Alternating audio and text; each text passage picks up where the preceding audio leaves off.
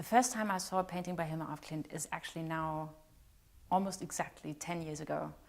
And that was when I was in Sweden in the Moderna Museet, and I was covering an exhibition for the newspaper, for the Frankfurter Allgemeine Zeitung.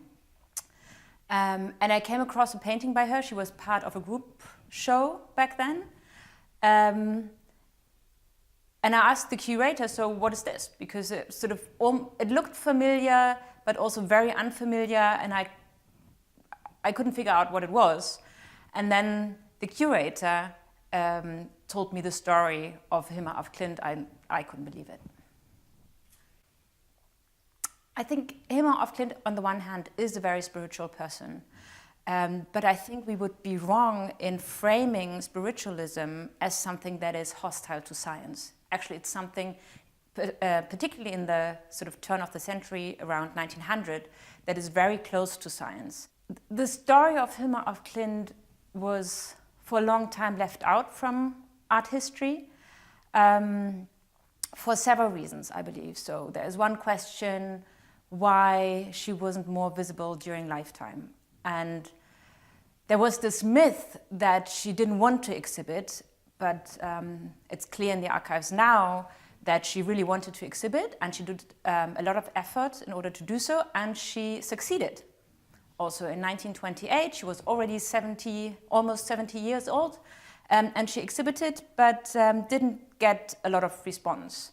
And I think this is because, on the one hand, she was a woman, and a lot of people sort of thought that this is a good reason not to take someone seriously back then.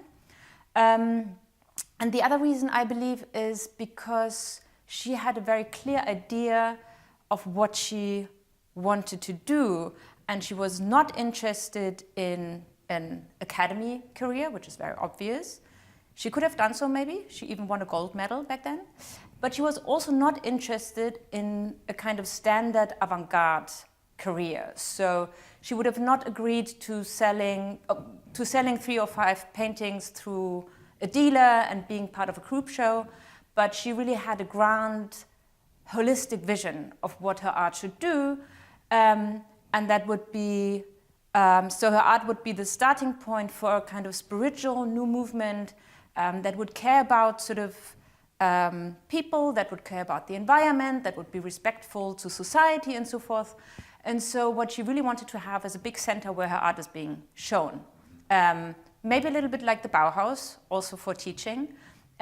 Also a little bit like Rudolf Steiner in Dornach with his Goetheanum. And so I think this is one reason that made it difficult for her during lifetime. And then there is the second phase after her death. And after the London experience in 1928, when she exhibited and only got very little response, she went through a crisis, and at the end of it, she decided that it should take another 20 years until her art should be shown after her death. So she really trusted in the next generation, in the future. So what's really important about the Guggenheim exhibition is that it's really the perfect place to show her work. Hilma af Klint herself designed a temple that should contain her artwork, and she designed it as a spiral. And the Guggenheim Museum is a spiral. So now her art moves into the kind of space she always envisioned for her artwork. And I think it's also very important because the Guggenheim Museum is one of the big museum players in the world. It's in the center of the artistic center of the world, still New York. And I think showing it there, it really shows that for a long time, art history and also maybe big institutions didn't really